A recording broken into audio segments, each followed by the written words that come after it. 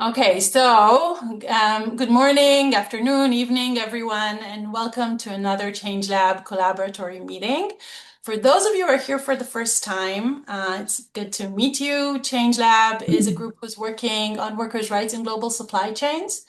And we do these meetings every month for the past year and a half.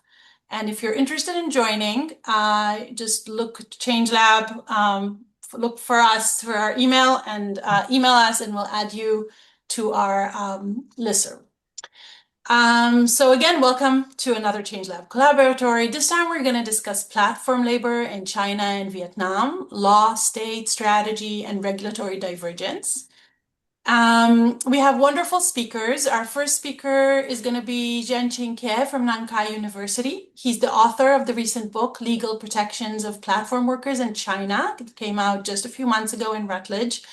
And our second speaker is ChangeLab's beloved Tran from Deakin University, presenting her co-authored article, When Does the State Act? Platform Labor Regulation in China and Vietnam. And we're also especially delighted to have Sean Cooney from the University of Melbourne as our discussant. So Sean, thank you for joining us. Let me just say a few words to frame our conversation, and then I'll head it off to our first speaker. So Zhenxing Ke's book, he will present to us today, offers a really rich and systematic account of how Chinese law has grappled with the challenge of protecting platform workers within a traditional binary framework of employment and self-employment.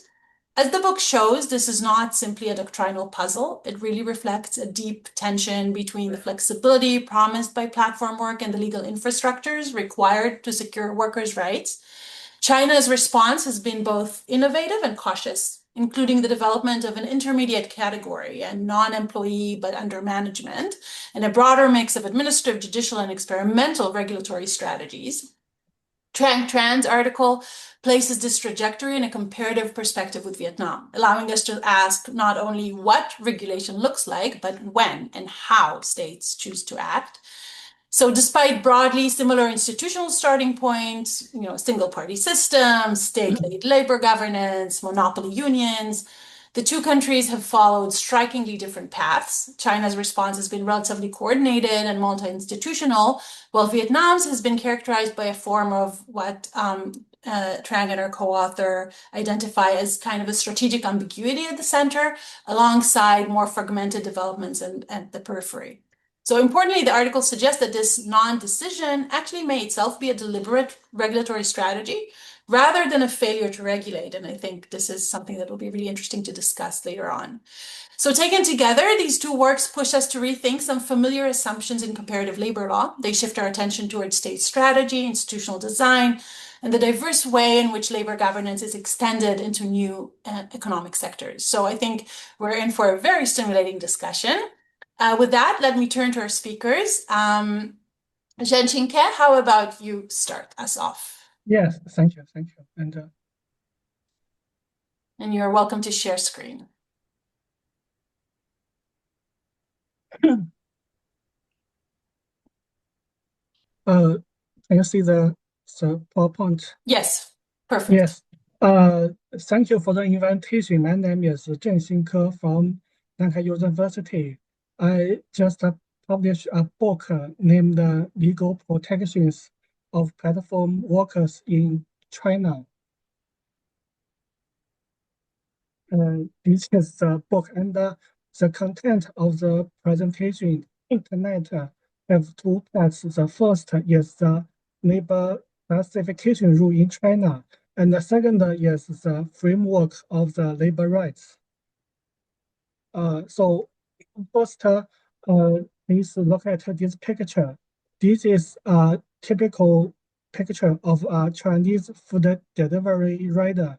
You can see they use an e-bike to deliver food, and this e-bike has a high risk of injury. They are at a high speed and without protection. So the injury is a serious problem. The rider have car accident when they deliver the food, and they want to apply for the workers' compensation benefit. But a problem is that the platform refused to recognize them as employees. So these riders have to file lawsuit to court, and the judge will determine whether they can be identified as employee or self-employed. So there are a lot of cases about the identification of employee status following traffic accidents. And I will introduce an earlier exploration of the labor classification rules. It's issued in 2009 by the Ministry of Labor. So we can see the Article 1 of the notice on issues concerning the establishment of employment. According to the paragraph, it states the employee is subject to all work rules legally established by the employer, is under the employer's labor management, and engages in remunerated labor as arranged by the employer. The paragraph 3 states the labor performed by the employee constitutes an integral component of the employer's business. So if the rider meet these standards, the judge can identify them as an employee. But the advantage of this regulation is it is overly disruptive language, lacking a theoretical summary, for example, like the subordination theory. So in 2021, the Supreme People's Court, the court issued several guiding cases and developed the labor classification rule. First, the essential characteristic of employment relationship is directive labor management. Second, the judge should comprehensively assess the incidence and the intensity of personal, economic, and organizational subordination. About the personal subordination, the judge should assess whether the platform's work rules, labor disciplines, reward and punishment measures apply to workers, and whether the platform may regulate and control the labor process by formulating rules and designing algorithms. About the economic subordinations, the judge should evaluate whether the platform controls essential means of production, such as data and information required for workers' business activity, whether workers are allowed to negotiate service prices, and whether the remuneration obtained through the platform constitutes a major source of their income.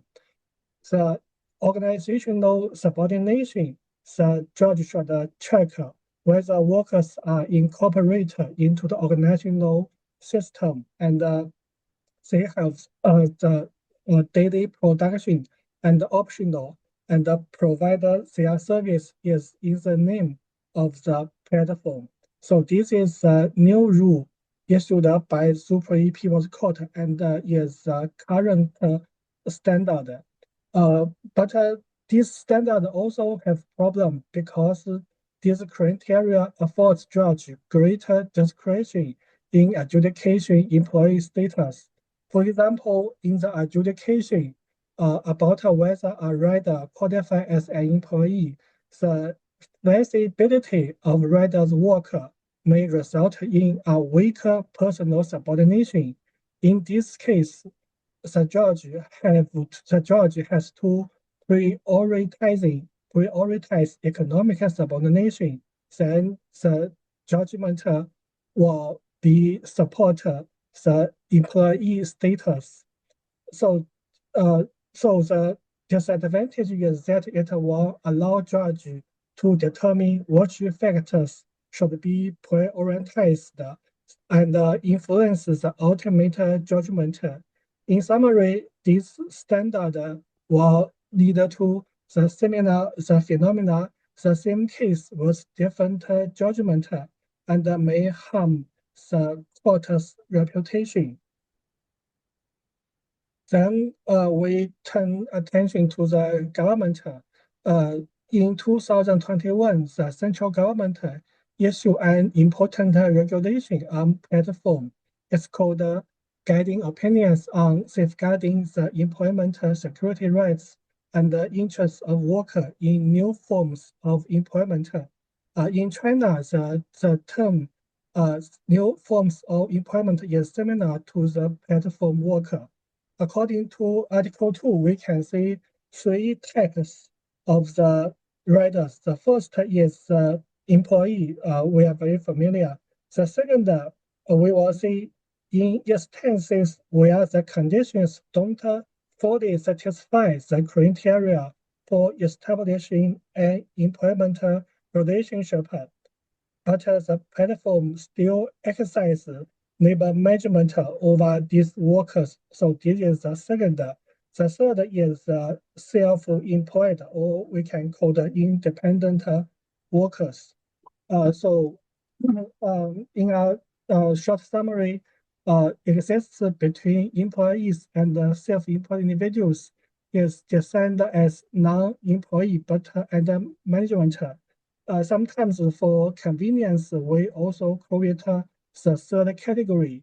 And the relationship between this group and the platform is termed as incomplete employment relationship. They only enjoy partial rights under labor law, such as the minimum wage, but they are not covered by other parts of the labor law, such as dismissal protection laws. So it's a little different from the court system. Then we can discuss this classification rule from a global perspective. There are three types of classification rules. The first is dichotomy. The typical example is America. In America, a worker can be classified as employees and independent contractor. The second type is the legal perception. Usually, the judge assumes the employee as a rider, as an employee. Then the burden of proof is transferred to the platform, and the platform needs to demonstrate this rider, this Uber driver is not an employee. So this is the legal perception. In America, the California state adopted the ABC test. And a similar example is in EU. The Platform Worker Directive also adopts the legal perception. The last type is trichotomy. The example is in UK. In UK, a person can be classified as employee, worker, and self-employed. And the worker is intermediary between the employee and the self-employed. But we need to pay more attention to Chinese practice. First, China does not provide a definition on the third type. You see, in UK, the UK law gives a definition on the workers, but in China, we don't give a definition to this third type. The second point is that many regulations for specific group don't use this concept. For example, in 2021, the central government issued a regulation on the delivery rider. It's called Guiding Opinions on Implementing the Responsibility of Food Delivery Platforms and effectively protecting the rights and the interests of delivery rider. This document does not mention the third category. So it's very interesting. And we can compare to the German law. The Germany has introduced the category of employee-like workers, which serves as an intermediary status between employees and independent workers. This category includes home workers, commercial representatives, and other similar groups.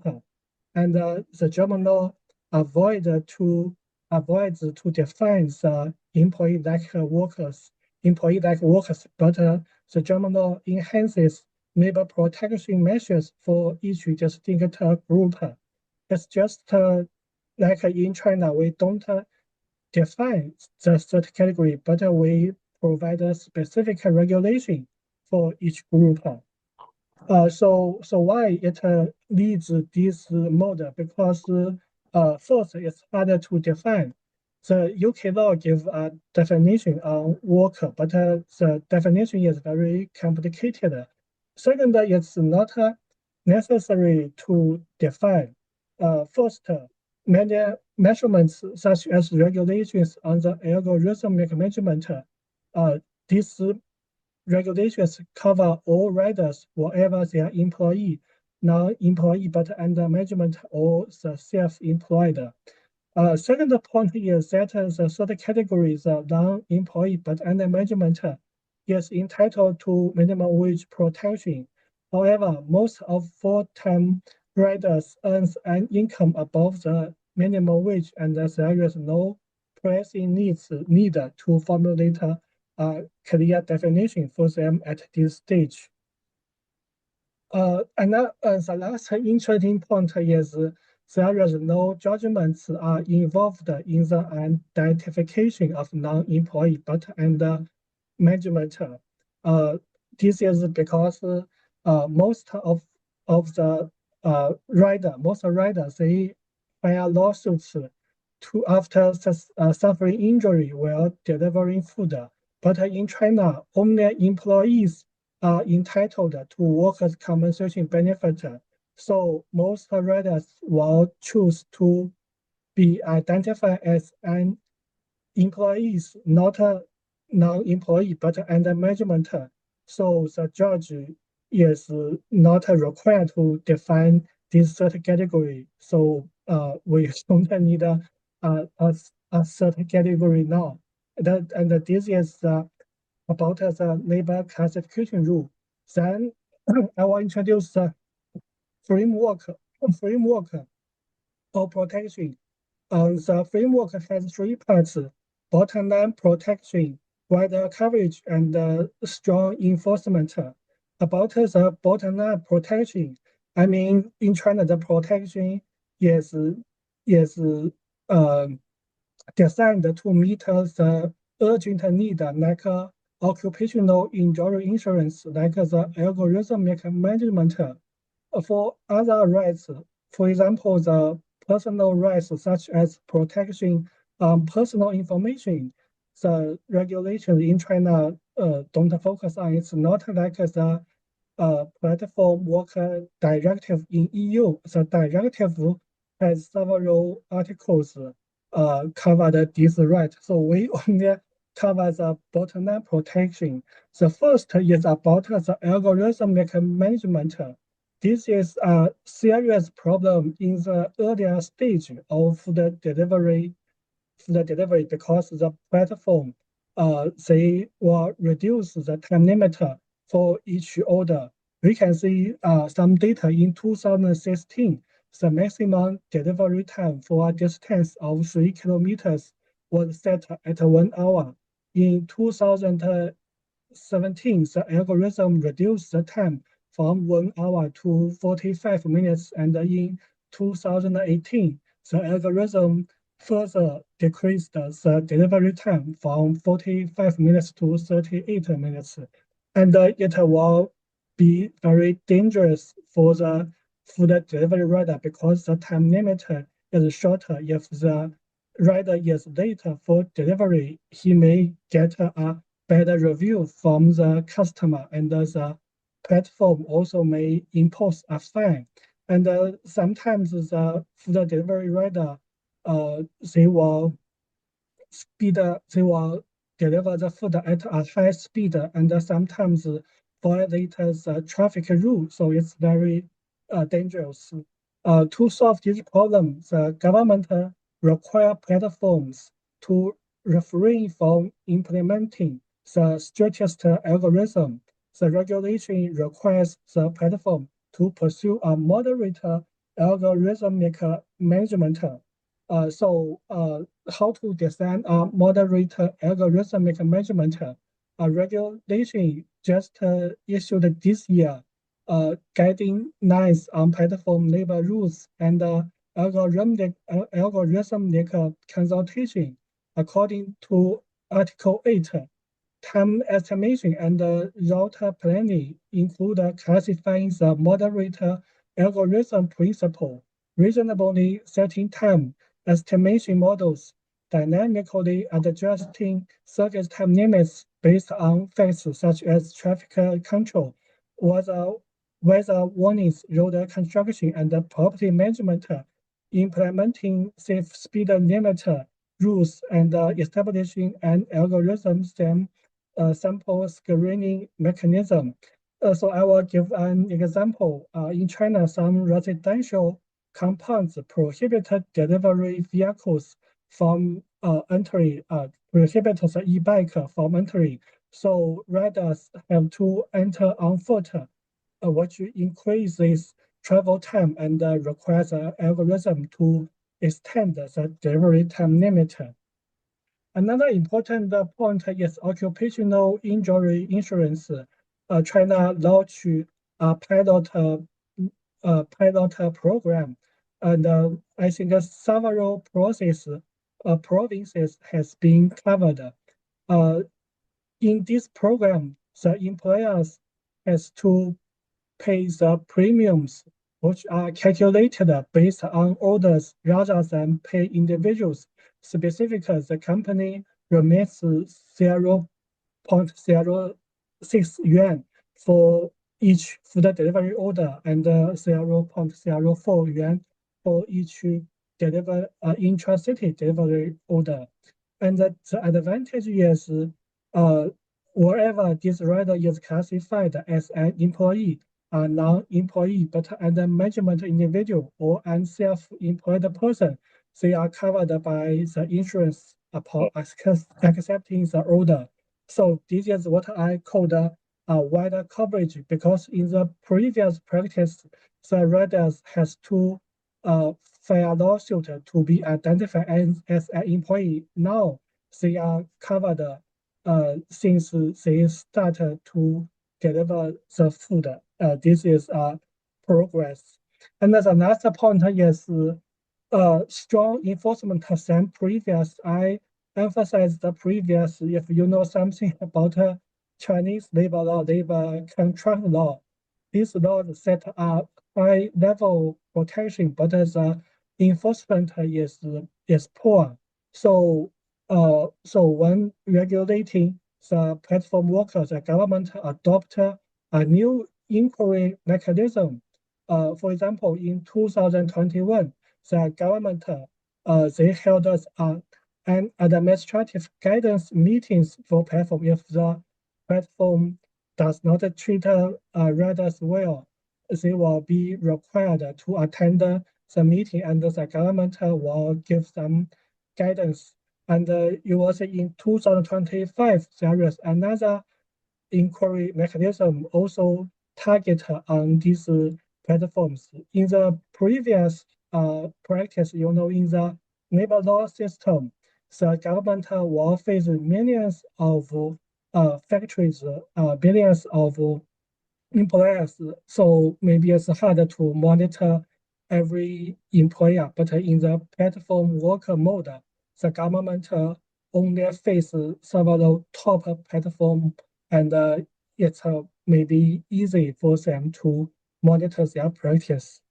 But we still have so many problems to be solved. I just take the pension as an example.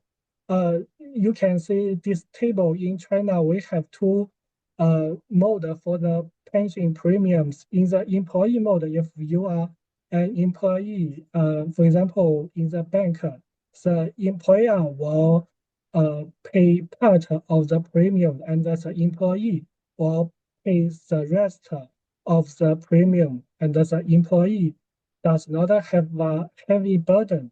But in a flexible employment mode, only the self-employed pays the whole premium. It means if a rider wants to participate in the pension system, he has to pay the whole premium, and it's very high for them. So I also interviewed many riders who are unwilling to participate.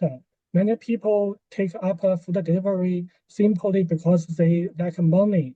Some riders are laid off from the factory and they need cash to support their factory. So if they pay for social insurance contributions, their income will be reduced. So they are unwilling to do so. Now, the Meituan, a platform food delivery platform, they launched a pilot program because they wanted to encourage more riders to participate.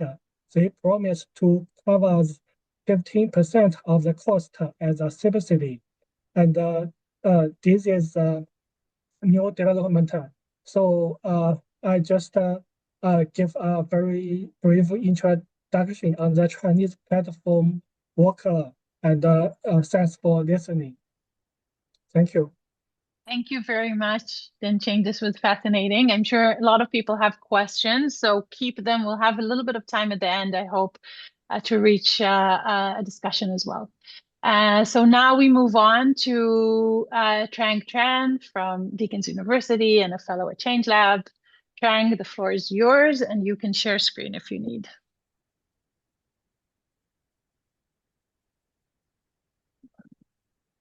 We see only part of your screen, I think. Okay. Yep. Sorry, I do it again.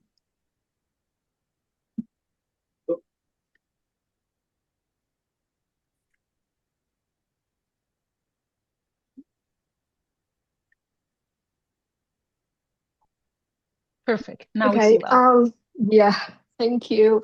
Hello, friends. My name is Trang, and I'm a lecturer at Deakin Law School, Deakin University. And my co-author, Olin, is at Lancaster University. She's unfortunately could not join us today because she has an unexpected field work. I want to start by saying that this paper is very personal to me. Not that the other are not, but I was like more than about 10 years ago when I started my academic career, I was really starstruck by reading comparative China-Vietnam labor studies by Anita Chan, Hong Zhen Wang, and Trang Hila. And that drove me to learn more about China. In then reading the work by Sean here and Zhenxing and then also Olin, and also that drive me to learn Mandarin.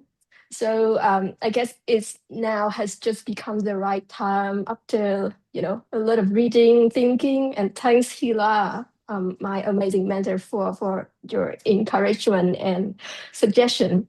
So I really hope that this piece make a meaningful contribution to the literature that I have learned so much from. So why compare China and Vietnam? The two countries share border and are historically connected, and both now claim to be socialist country under the leadership of one and only Communist Party, which is authoritarian, and both have liberalized the economy without changing the political structure. China since the 改革开放 in 1978, and Vietnam since the military reform in 1986. So this sets them apart from other post-socialist countries like Russia or the Eastern Bloc. And the reform philosophy in the two countries have following some sort of like idiom here, crossing the river by filling the stones. So the idea is to reform through experimentation and pilots. So take one step, test the water, gain knowledge, reach consensus, and then take the next step, and then accumulating small victories into a major one. So within the terrain of labor relations and labor law, the two countries also share, well, in terms of institution, the two countries share a monopolist system of trade union. And before the liberalization, both countries adopted the planned economy in which most, if not all, the enterprise were state-owned. And at the workplace level, the trade union function as the transmission belt between the parties and the workers by communicating the parties' ethics and policy to workers, and then conveying workers' concerns back to the party leadership, and then also taking care of workers' welfare. So within this shared transmission belt structure, existing research dating back to the 1990s suggests that while the two countries share very similar types of socialist transmission belt union, the Vietnam General Confederation of Labor, VGCL, has been seen as more dynamic and retain a certain level of autonomy from the state. And workers' strikes in Vietnam has been more tolerated by the state, informally supported by the VGCL. Whereas in China, the China counterpart, the All China Federation of Trade Union, ACFTU, has been seen as more subordinated to the state, and strikes has been suppressed or even repressed. So this observation remained the mainstream view until the mid or late 2000s. And recent work by our Sean here suggests that China has a very rigid definition of workers and work relationships, and also the work unit. So whereas the Vietnam's labor code is more ambiguous. So this is a very important point that I will revisit later.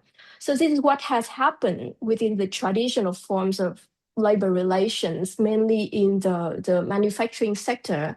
What about the regulation of labor in the newly emerged platform? So does that observation still hold true? And we are curious by that, and we want to explore by asking the research question of how do authoritarian states with similar institutions regulate labor in the platform economy? And we try to answer this question through comparative documentary and policy analysis, drawing on legislative texts, ministerial guidelines, court rulings, trade union directives, and lay literature written in Chinese, Vietnamese, and also in English. And we draw on this analytical framework from comparative political economy, which links back to the reform philosophy I mentioned earlier, crossing the river by filling the stones. And we so that literature suggests five different, but we adopt four different analytical components here: gradualism, experimentation, state-led coordinations, and authoritarianism. And I have to note here that in terms of scope, our analysis focus on state regulatory response to platform work in ride-hailing and food delivery platform in China and Vietnam. And we note that the sector's expansion into instant retails and the diversification of work arrangement within it. However, the regulatory frameworks and actors orientation discussed here address the overarching state approach, the question of labor process, and like platform visualization is not included here.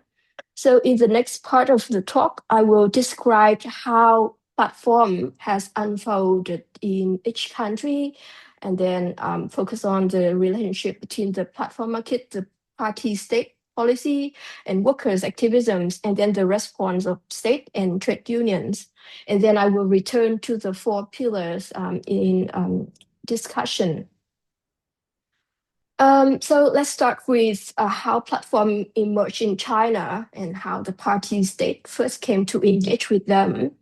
The local platforms such as Ulama, Meituan, Didi, they emerged as early as 2010, and the market is now in hyper-competitive phase, and both within ride-hailing and food delivery sector, and across the increasingly blurred boundary between food delivery and the instant retails, where the consumers can basically order anything and have it delivered.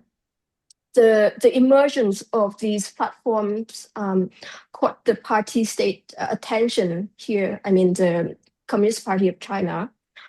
So as early as 2013, the third plenary session of the 18th CPC Central Committee produced an official documents in which the term developing sharing economy appeared for the first time. And then in October 2015, the public announcement of the fifth plenary session of the Central Committee, the party promoted the development of three new economies, new technologies, new industries, and new business models. So it specifically called for strengthening support for flexible employment and new forms of employment. And these party documents carry significant weight, both in China and also in Vietnam. Similarly, they are the predominant force that shaping the regulatory and also the judicial landscape later on. The administrative bodies like the Ministry of Human Resources and Social Security issues later on the guiding opinion, which Zhenxing has mentioned. Those guidelines implement the broad policy goals that set by the party. So from above, the platform economy was framed as an opportunity, a chance for the government to promote new economies and to absorb a large number of workers that was made redundant or withdrawing from the manufacturing sector. But there's also pressure from below. I'm fine. I'm listening to Trang talk right now. Oh, Rick, we can hear you. So from 2015 onwards, labor arbitration bodies and court has been dealing with increasing number of platform labor dispute cases, and like Zhenxing have mentioned, with work injuries, accidents, and workers also utilize wildcat strikes to pressure for better working condition, which has been worsening because of the competition and change in the time management.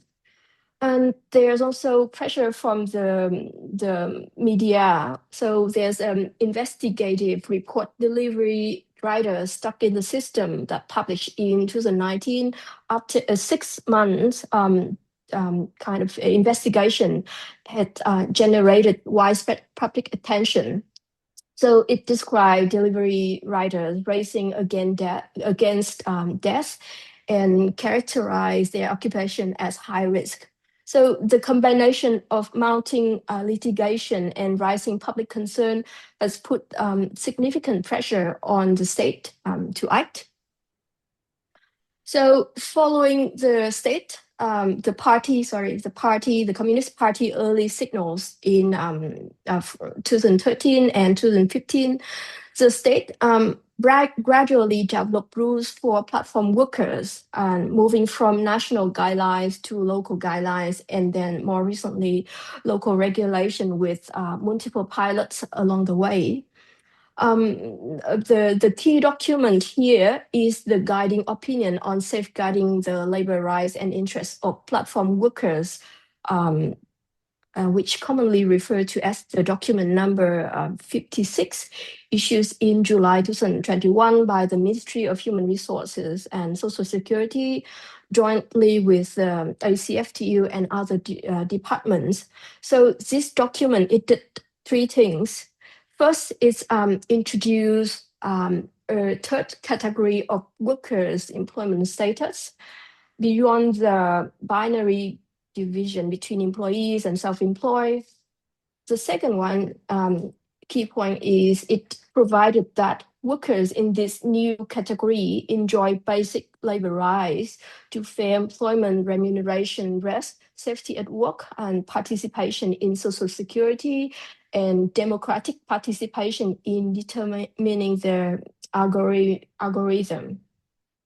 And the third point is that platform workers gain equal access to a range of employment public service, such as employment information, policy, legal aid, and vocational training and compulsory education for their children.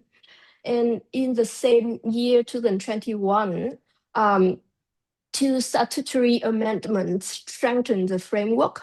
So the first one is the WorkSafe law, which was amended to explicitly include platform employments and extending occupational health and safety protection to platform workers.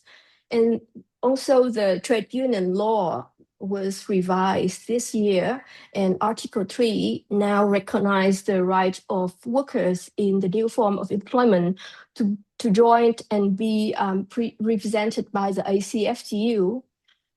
So following that, piloting has been particularly active in the occupational safety space, and from 2022 onwards, local governments across Tianjin, Shanghai, Hunan, and elsewhere have issued implementing guidelines, and some localities have since moved from guidelines to like regulations, notably in Xiamen in 2025 and Shenzhen in 2026. So the piloting is in the space of organizing under the leadership of ACFTUs. I will discuss in the next slide. So under the umbrella of the ACFTU, ACFTU has been coping with the new regulatory environment. It should be noted that even before document number 56, the ACFTU has begun extending its reach to the platform sectors.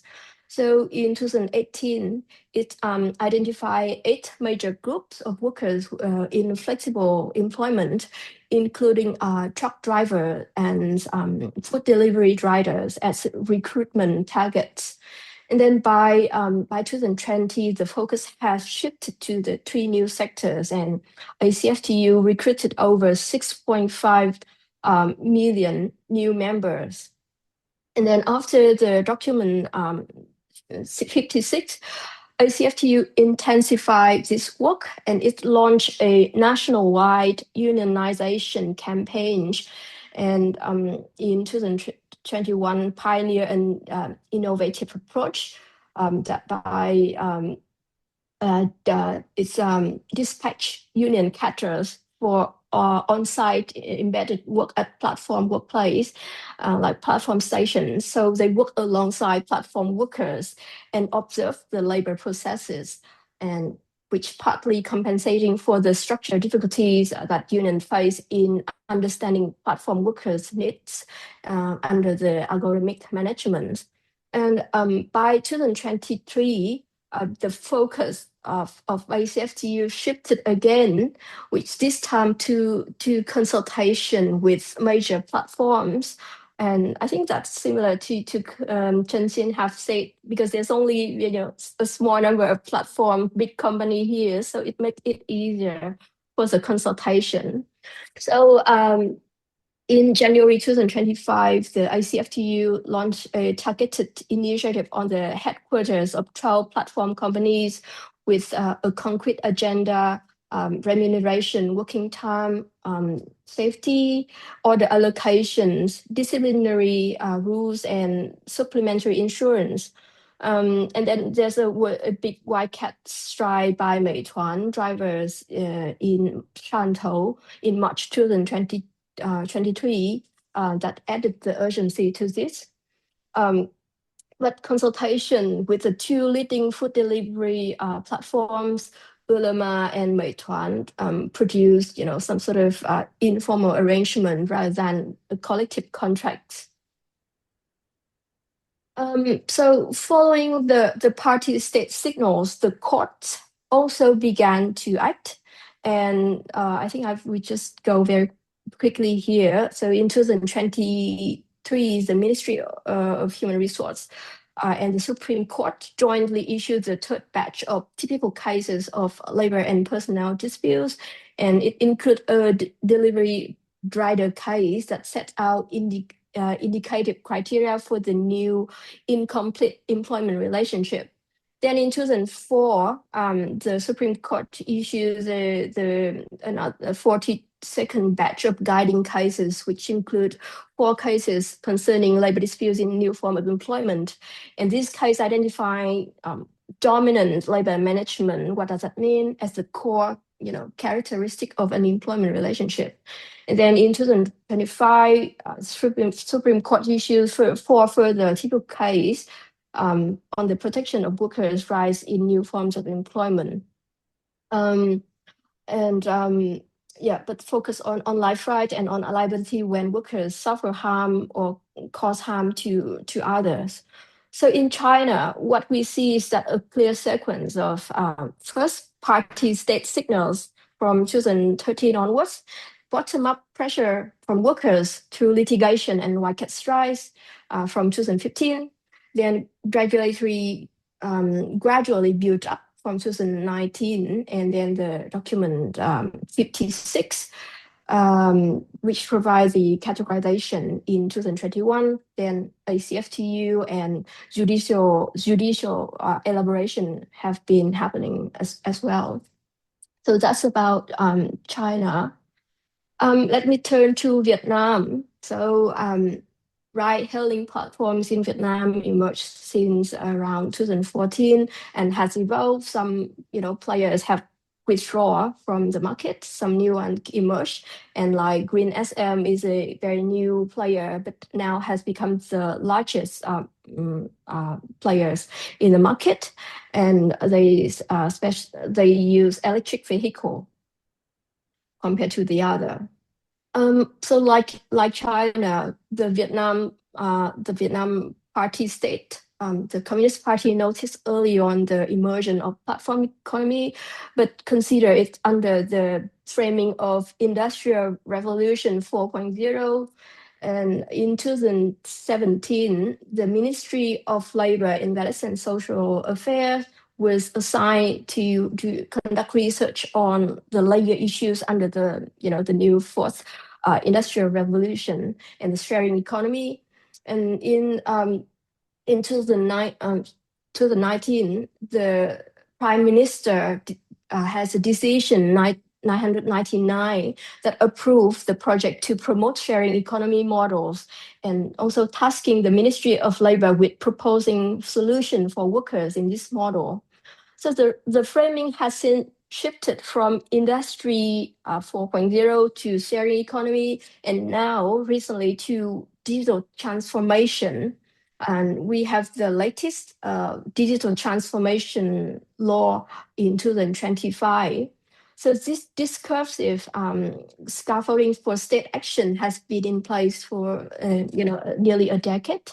And like in China, worker pressure has been building from below, but with a lesser intensity. And Vietnam platform workers have organized to white hat strikes through, for example, collective app switch off is a primary tactic where drivers coordinate via social media to stay offline simultaneously.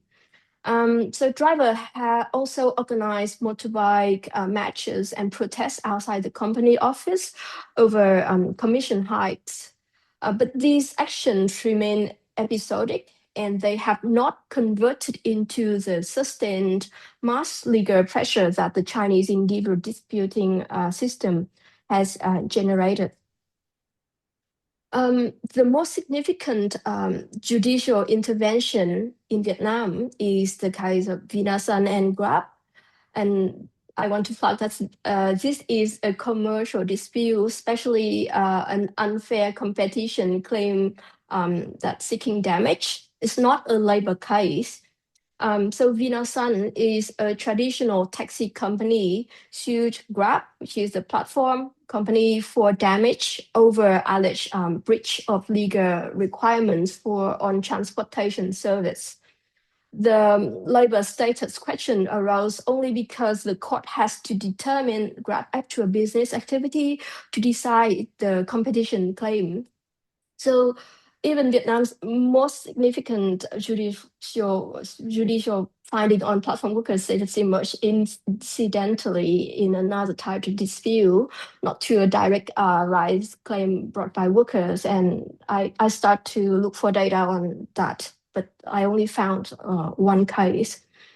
So this case was decided in 2018 as at first instance, and then on appeal in 2020. And the appellate court, the superior People's Court in Ho Chi Minh City examined Grab activities, including managing workers' free court, allocating bookings, determining prices, etc. So the court found that Grab's use of the platform amounted to managing the drivers despite calling them partners. And the court held that Grab competed unfairly with the traditional taxi company. And further, the court also issues formal recommendation to three different state agencies. The first one to the Ministry of Transport to suggest it amend the regulatory framework on trial of platform in sharing economy. Second recommendation to the Ministry of Finance on the pricing and taxation. And the third recommendation is to the Vietnam Social Security Authority on Grab social insurance obligations. And two of these produce downstream regulatory action. The first one is Decree 10 in 2010 that brought platform car ride-hailing within the same framework as the traditional taxis. And then the Decree 126 in 2020 that introduced new tax treatment for the platform economies.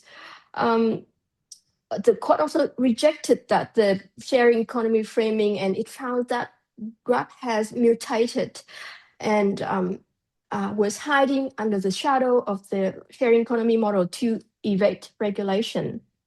But this judicial position does not represent a unified state response.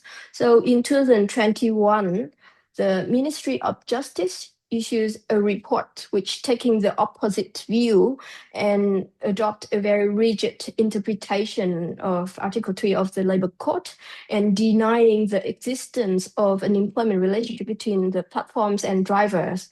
So the institutional maps is divided, and on one side, the courts and Vietnam Social Security Authority on a pro-labor reading, but on the other side, we have Ministry of Justice that support the contractual reading, and this diversion within the state apparatus often, characterized previously as monolithic is part of why the regulatory response has developed unevenly in Vietnam.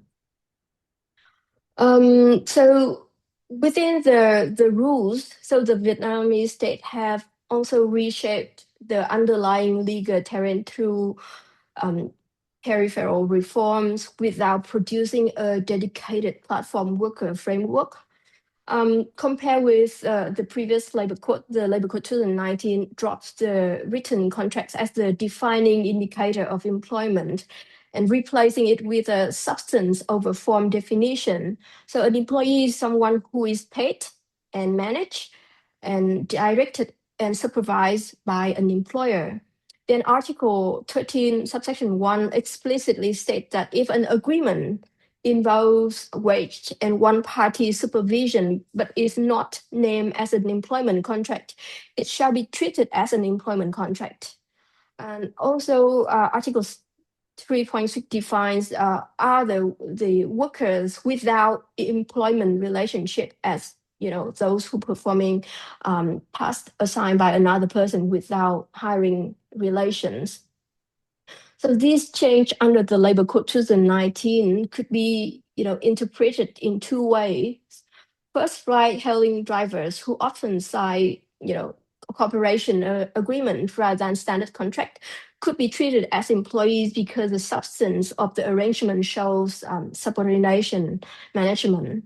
And the second view could be ride-hailing drivers could be treated as workers without employment contract, and that is informal workers.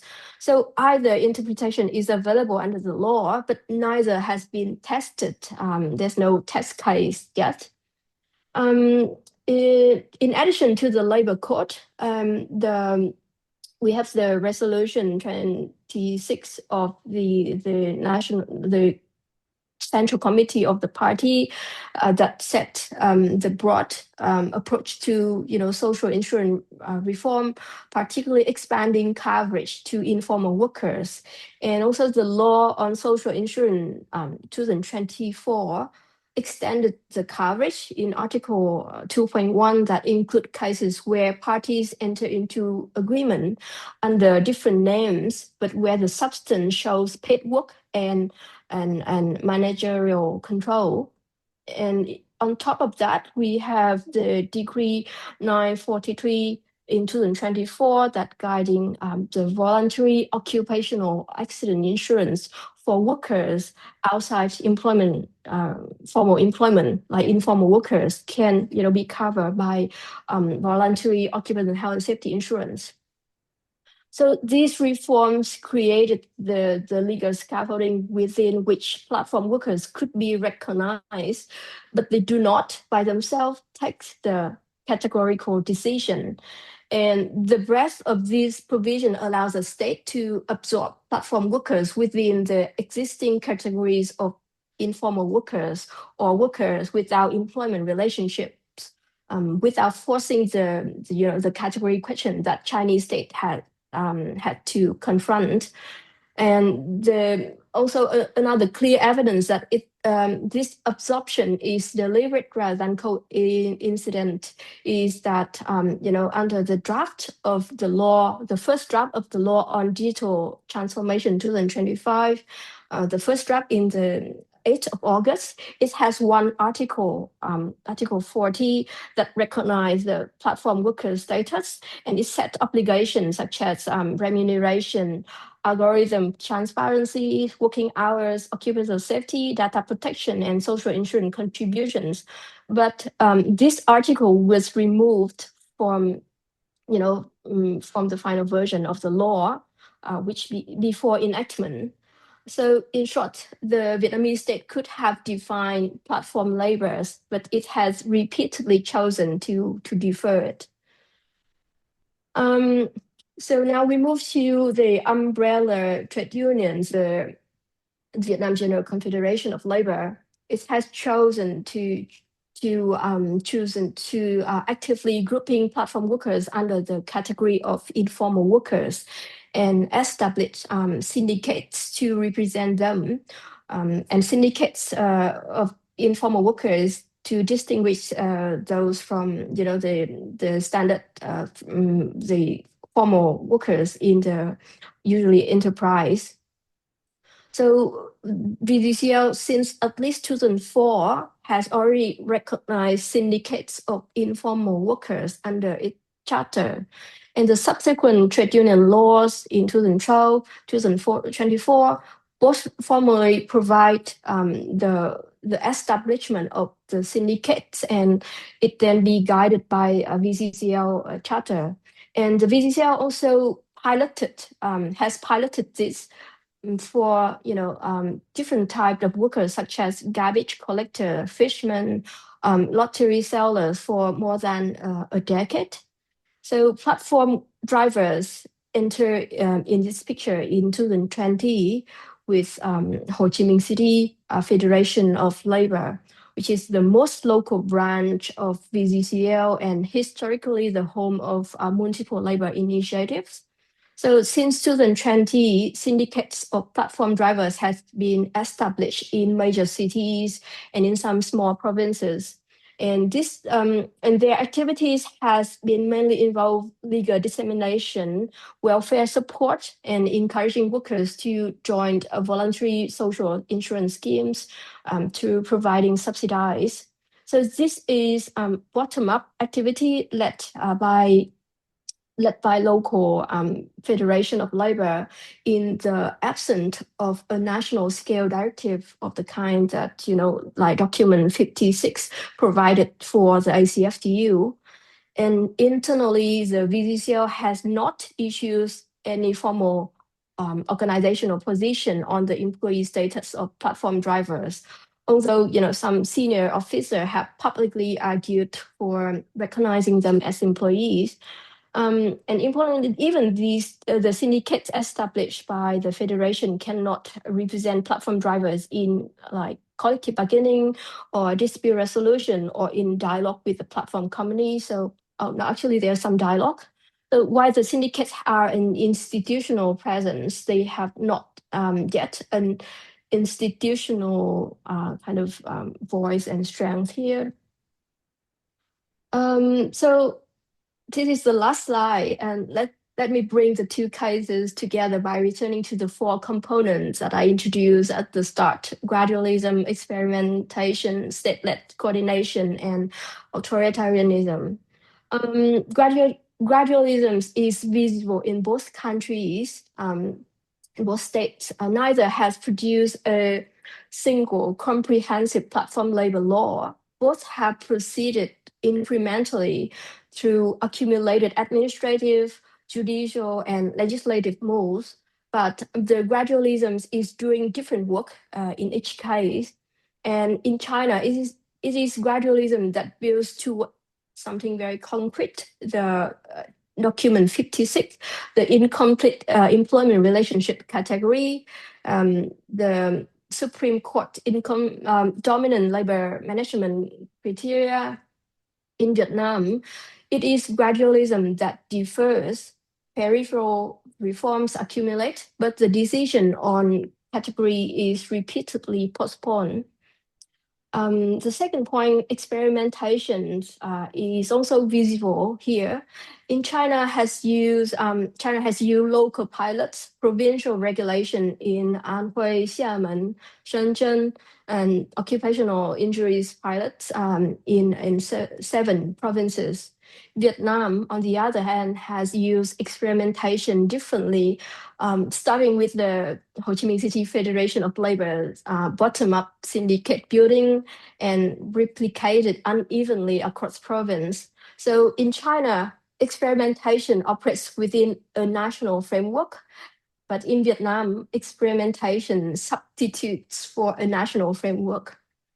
In terms of state-led coordination, is where the two countries diverged most sharply. So in China, states have mounted a coordinated multi-institutional response, administrative guidelines, judicial interpretations, statutory revisions, provincial regulation, trade union mobilizations. So all moving in roughly the same direction. In Vietnam, the coordination breaks down. The court say one thing in Vinasun and Grab, whereas the Ministry of Justice say another. And the Vietnam Social Security Authority advocates compulsory coverage, but the central government holds the line at voluntary. So coordination is not absent, but it is not state-led from the central. And with authoritarianism, so within the single party frame operates in both countries, but also differently. In China, the party state has used the capacity to mobilize institutional response. In Vietnam, the party state has used its capacity to sustain non-decision, against all the scholarly, judicial, and union pressure for, a reform. So the legal architecture both states inherited from post-reform in đổi mới or cải cách khai phang continue to shape what state can do now. And the same architecture differences produce different regulatory response when it encounter a new problem like platform work. So to build on Sean's point that Vietnamese law is more ambiguous and also recognize workers without employment relationship in both labor code and social security law. In platform work, this ambiguity functions as a holding pattern, and the architecture absorbs platform works within the existing categories and removing the categorical pressure that compel the state, like in the case of China. So the China's rigid terminologies has no place for platform workers. So the mass worker pressure through formal channels and also informal channels like white cat strikes has forced the state to construct one new category. And there is more to explore here. So I look forward to your thoughts and comments. Thank you. Thank you very much, Trang, for this rich and fascinating talk. And now we will move to our discussant, Sean Cooney from Melbourne University. Thank you for joining us. And again, I know how late it is for you, so special thanks for all of you who are here so late. So Sean, the floor is yours. Okay, thanks, Hila. I think you've got 2 months of, had 2 months of sort of Australians, indeed Melburnians presenting, so we're getting used to it perhaps.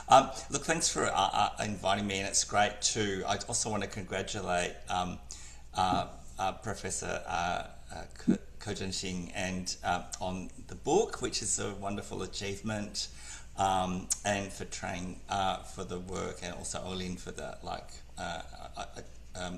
I know it's kind of still in progress, but it's just, you know, obviously, as you said, Hila, very rich kind of ideas. I want to sort of pick up what was just said in terms of the kind of looking at the mode in which, you know, regulation occurs, and I want to sort of take that a little bit further. So what the contrast, particularly, well, with both countries, but I'll start with China, like, is the endpoint legal regulation, like in the sense of a statute, right, or not? And the contrast I could draw is particularly in the 2000s in China, when in the lead up to the labour contract law, the labour dispute mediation arbitration law, and the social insurance law, you had a lot of exactly the same kind of phenomenon of what are called normative documents. So, 违反新闻件. Okay, so opinions, you know, notices, guiding sort of guidance, and all these things, which we see here, right, through this talk. There hasn't been any statute as such. There's been all these all this documentation, and you see that in the 2000s, and it ended up, and it was part of this. I was going to also say crossing the river by filling the stones, like everyone always wants to say that. So it was part of that experimental, pragmatic approach to regulation that characterises China in particular, and, you know, it's got a lot of benefits to it. But what happened then was that was all built on, and then you ended up with a foundational law that set up rights and obligations that were enforceable and clear in the pretty well developed dispute resolution system. So the contrast here is that you've got that sort of experimental stage, and using, you might want to call it soft law, but, you know, guiding documents, coordination of agencies, campaigns, which might be administrative campaigns or even Chinese Communist Party campaigns. You've got some judicial decision making, you've got the Supreme People's Court and its guiding cases. All of that is occurring, and it's regulating in a way, like it's addressing questions, in particular occupational injury, because as both speakers pointed out, there's been a lot of work on that and a lot of judicial decisions, like, but also other things like working hours. But is this going to ultimately take the form of something that's a bit more definitive? And I think you know, it's not quite clear that that will occur. I've been talking about China, but we also see in Vietnam the lead up to the, and Trang and I know this very well, the lead up to the labour code and all the work that went on there. You know, and it's a great code. Like, it's, I think, one of the, you know, sort of most interesting codes that you'll get in Southeast Asia, or perhaps a lot of Asia. And there's a lot of mechanisms in there, like decrees that could be used based on the law to regulate this. But you see in both countries this kind of, oh, we don't want to go that far. And, you know, one explanation for this might be fear of the economic consequences. I mean, in China, you get, you know, often people commenting that, oh, the labour contract law imposed a lot of costs on employers, and, you know, the rules are too tough, and that could be a reason why there's a reluctance to actually go as far as making law. But you know, maybe there's other political processes going on as well. I'll just sort of put that out there. The related question to that, particularly in the Chinese context, is that so a new concept is thrown out by one of these, by what Trang's called document number 50, referred to the 2021 guiding opinions that set out this framework for regulating platform work, and that developed this concept of not entirely complying with employees. It's a long Chinese phrase that means not entirely meeting the requirements of employment relationship people. So we could just call them employee-like. Now, Zhenxing referred to the German employee-like category, and we in Australia also have an employee-like category. And in my country, that does a lot of legislative work. Some might say it's overly defined. I might say it's overly defined, but it's doing that. It's moved out of this kind of experimental, theoretical idea into an actual statute. And similarly, we saw that in Germany. So the concept is there and much debated in China, but I think Zhenxing said really interestingly, it's not actually kind of going anywhere. Like it's not. There's all this kind of patchworks happening, but no one's trying to do a fundamental, build a fundamental structure that could be the basis of everything else in the form of hard law. So I just wanted to sort of note that. And it makes it difficult if you don't do that to start doing stuff like collective contracts. I mean, that's the term in China, unfair dismissal. Our employee-like concept has used that. I mean, the reason it can do that, it's amended the existing law, but China is and Vietnam have overlaid these guiding opinions on the existing law, but the existing law doesn't recognise this intermediate category, so that when the matter's litigated, the courts can't actually point to any law that would give substantive effect to the regulation of platform workers. So I don't know that all this kind of temporary stuff, how well it will work without changing the fundamental legal structure. A couple of other points, because I know we want to have time for questions. And I don't know if the speakers want to talk about this, but as was pointed out, there's quite a lot of coordination in China, and the interesting thing is when those guiding principles that have been referred to, document number 56 we can call it, came out, then you see, and this is in Zhenxing's book, that there's a very rapid adoption of these ideas throughout the different provinces. And my question is, how much innovation is allowed that between provinces? Like we'll refer to pilot projects, which are very interesting, but can Shanghai, to what extent can Shanghai or Guangzhou or Beijing do their own thing, which is a little bit different from the national model, or is the coordination very centralized? So that's a question of regulation at a local level, decentralized innovation, as opposed to, okay, top down, everyone do this. And then two other little brief points relating to specific areas. And the first is work safety.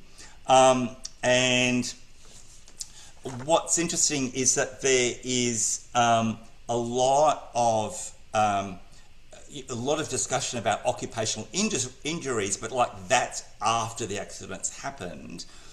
Although, it has been pointed out, there was amendment of the work safety law in 2021 that includes and refers to platform workers. In terms of safety measures as such, like requiring risk assessments, are sort of methods that are very familiar in work health and safety. Where's that happening, or is it happening in the platform space, or are there just specific rules about how many hours you can work? So the application of health and safety law in detail to platform economy seems to be something that's not discussed nearly as much as the fact that accidents occur, but it would be better if the accidents didn't occur in the first place. And then the last thing was just about worker participation, and there's been quite a lot of discussion about that, and Trang in particular talked about that. And it's clear, and has always been clear, that at the policy formation level, especially centrally, that the All China Federation of Trade Unions and the Vietnamese General Contractors of Labour, the two peak bodies, have quite a lot of influence, right, and can affect the form of the law. Now, there was really interesting discussion of some local implementation, but generally the AGCL in particular has been very weak at local implementation, because there's an overlap historically between management and union.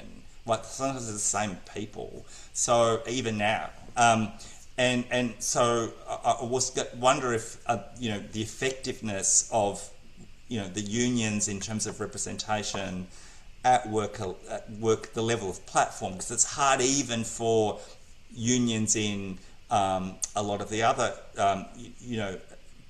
in Europe or other sort of areas of Australia to mobilise in those areas.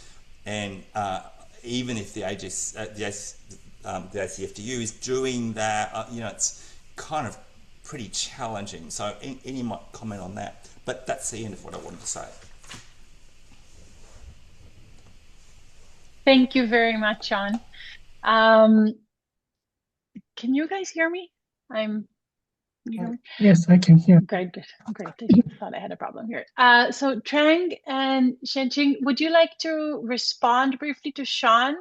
We only have 10 minutes, so I'm wondering, if people have questions in the audience, how about you use the raising your hands tool, so I can see how many people have questions, because maybe we can take a few questions and then let you both kind of respond. So I see Abe has a question and Minju has one. So is it okay, Trang and Zhenxing, if I first take these and then let you respond? Okay, so Abe, go ahead. Yeah, so I wanted to ask about what Trang, I believe, called like institutional presence without institutional power. And I thought that was interesting, but I wanted to bring up, I don't know if this is an appropriate parallel or not, but in a US context, there are workers that have organized collectively, like for mutual aid and support, and done like know your rights trainings, sort of what we call a worker center model, and then only later move toward making demands on management. So is there a possibility here that perhaps associational power could be a precursor to structural power? Just putting it out. Thank you. Minju. Yeah, thank you both. I have like question for each of you. And for the Trang, I think I'm kind of resonating Abe's question too. And I'm wondering if you could elaborate a little bit more about your analysis on authoritarianism as an impact to this, like to policy changes in both countries, because in the sense, I was kind of like hard to navigate how this specific kind of regime has a difference with like or other general institutional approach, because it kind of sounds like, oh, many of other like governments are also approaching in the similar way. And for Professor Ko, thank you so much for your insightful presentation, because I was actually surprised. I have a background in South Korean labor law, and I was a bit surprised to see like there has been the South Korean law changes for the platform workers also have a kind of similar trajectory with like Chinese law. And we do also have the similar law, like employee-like workers. We call it like workers, employees in special contract. And in my regional context, it's this categories is defined by how insecure they are, and in addition to their economic dependence to the employer or employer-like people. And I'm wondering, like in Chinese context, was it specific to this in economic dependence or the form of their work or just a delivery? I just wanted to want to be clarified. It'll be fine. It'll be really nice. Thank you. Thank you, Minju. Chenyun? Chenyun Lee? Thanks for this. Yes. Yeah, okay, thanks. Yeah, thanks for this very interesting presentation. I'm sorry for missing the first part due to childcare. So maybe my question has been answered, but like one is about like the impact, like we hear so many changes in the law or regulations, opinions, but does that change any in the behavior of the platforms, or does that improve the working condition or change any of that? I know it's big, but do you have any idea? Because from the people that I know, they have layers of subcontracting to avoid any responsibility in the platform. So I don't know like whether you have any thoughts on that. And also like for the last maybe like are there like why does like China and Vietnam go in a different approach? Chinese going in a more coordinated approach, but what explains the different approach there? Just like general question, if you have time, we can talk about it. Thanks. Thank you. Lynn? Hi, thank you for your presentation. And I have questions for the recent event for both scholars. On April 26th, this is Sunday, the past Sunday, China's State Council issued a new guidance to protect worker rights in the platform economy. And I was wondering, because you all reviewed the evolution of Chinese regulations and the laws. So for the recent events, can you provide comments? How is it different from the previous regulations, and how it's gonna strengthen the protections for the laborers, for the workers in the platform economy? Thank you. Thank you. And to make it easier, I'll add my question as well before I let you guys answer. So this is a question to Trang. I was really struck by your idea of strategic ambiguity as a deliberate mode of state action. And I was reminded of Annalise Riles's notion of regulation with a kind of a hollow core. She developed this in this book, Collateral Knowledge, in her work on financial governance. She says it's this kind of regulation where the center remains underspecified, and much of the real regulatory work happens through dispersed practices and actors. And in my own very different work on sex work regulation, I've seen this kind of ambiguity can actually be quite productive for the state, allowing it to manage sensitive labor markets without fully resolving the underlying tension. So I was wondering if you see Vietnam's approach in similar terms, and ultimately, do you think this kind of ambiguity is good for workers, or does it create new spaces to make claims and protections? Or does it mainly entrench precarity and kind of avoid providing power resources for workers? So with that, I'm going to let you choose whatever you want to answer. So let's start with Zhenxing and then move to Trang. Thanks very much for these questions. First, I will answer the question about the local province innovation.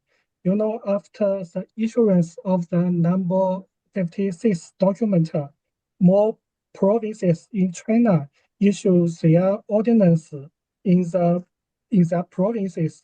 And you know, in China, local ordinance usually can't reduce the right the central government document has stipulated, but the ordinary can add more rights for the platform workers. For example, many ordinance have stipulated on the women's protection because number 65 is a general document and not focus much on the women protection.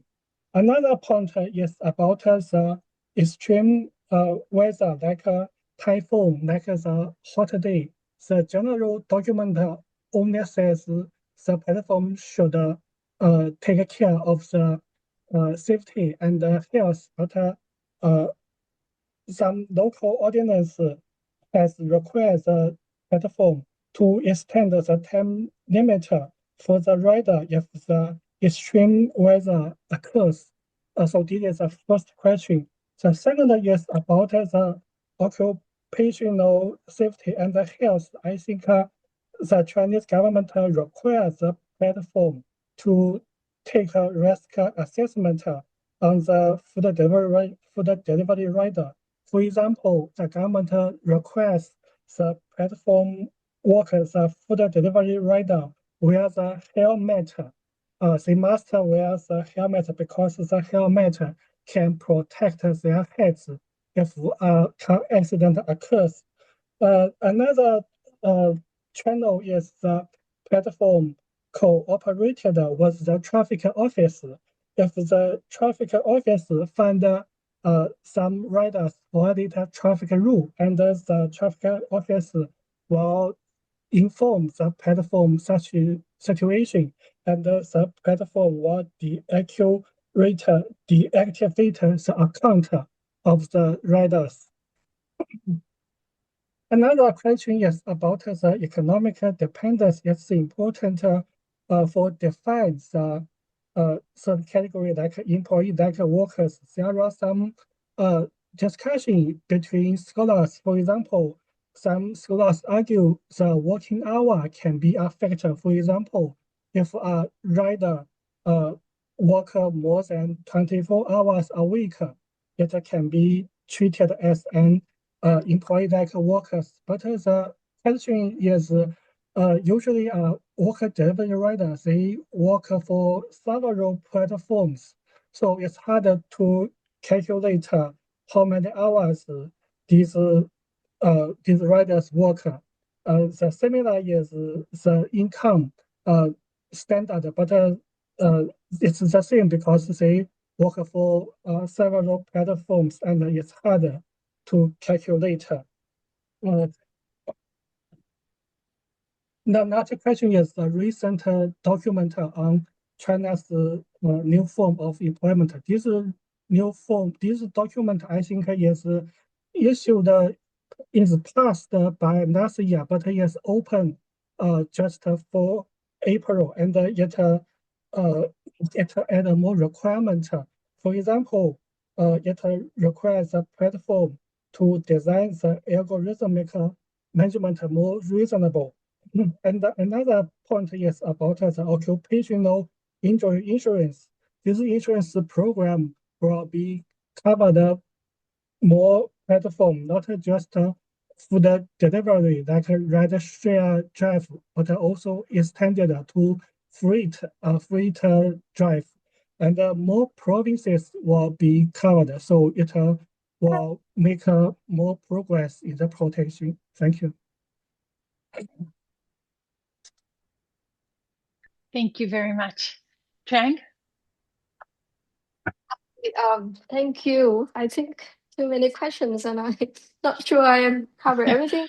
So start with A, I guess. Yeah, institutional presence without power, without real voice here, because what the Ho Chi Minh City Federation of Labor and also other place just try to, I would say, to gather workers and providing welfare, not necessarily representing them in collective bargaining, because syndicates are not entitled to collective bargaining under the law. Just the other like grassroots trade unions can do that.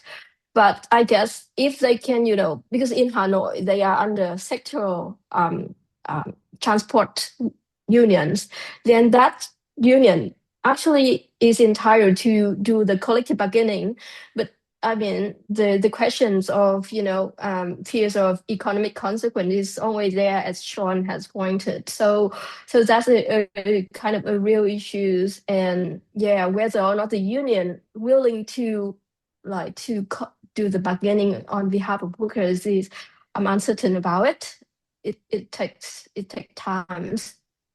And collective bargaining in Vietnam, actually, there's some pilots that works, but generally it's not that productive. And authoritarian, so reach to Min Chu's point, so in both countries, the thing happen is that the party have some sort of issues or guideline or something, and then the whole administrative executive structure kind of follow that broader guideline, but can add more of the details because they are closer to the implementation of the rules. They know how it works or should work in practice. So the party provides some kind of umbrella ideologies and in some case like industrial relation 4.0 or digital transformation is like propaganda, but then it has some myth that try to what is the criteria, what are the factors that contributes to these new ideas of whatsoever platform economies or sharing economies, and how that can ultimately driving the country's development economically and socially. So I guess yeah, so that's another thing. In terms of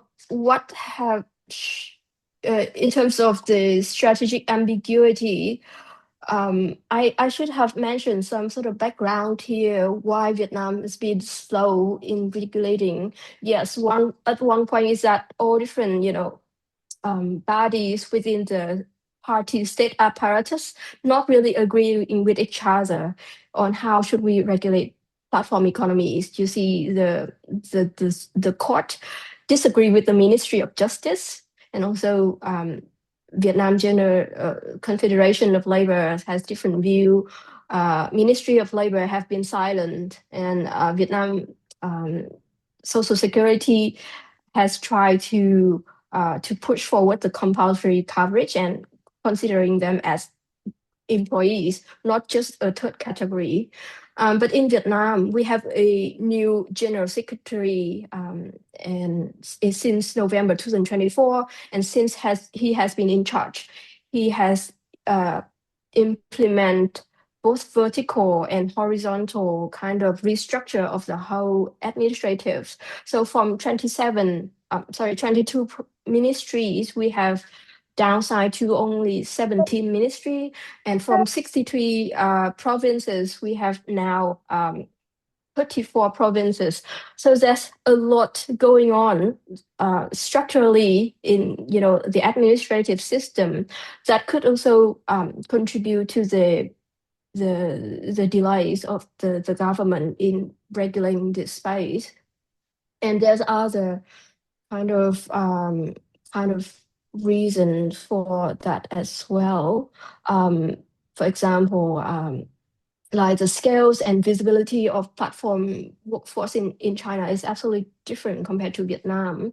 And also in China, the mass individual disputes have emerged that also put a lot of pressure to China government to regulate the sector. Whereas in Vietnam, we have like not many cases. I think I only found one case with workers claim to be employees is an accident case, and then we have the incidental competition damage case that the court kind of suggests, oh, this is employment relationship.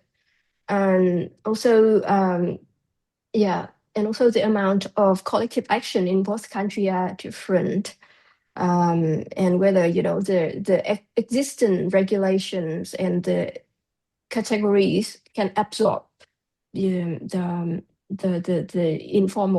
platform workers as informal workers. And another factor is that the regulatory capacity of Vietnam government has been mostly focused on manufacturing sector, private sectors, rather than the newly emerged sector. So that's another thing.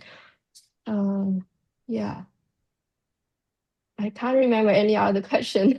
If you have any question, just send me via email. Sorry. So I see Arthur has a question, but unfortunately we are already over time. So Arthur, I do apologize and suggest writing directly to our wonderful presenters.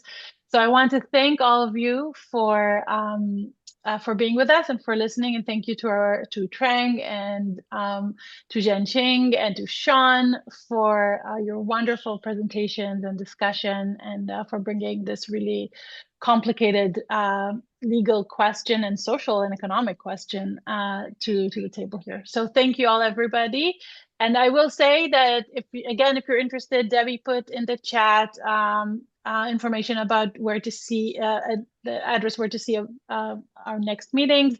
Our next meeting is going to be on May 28th, and we're going to launch Practicing Change, which is a new platform for activists, scholars, policymakers, union organizers to document labor struggles in global value chains. And so we're going to launch that next month.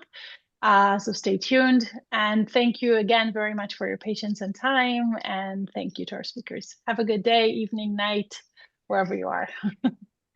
Thank you Thanks, so much. everyone. Thank you. Thank you. Very interesting. Thank you. Thank you. Bye. Thank you.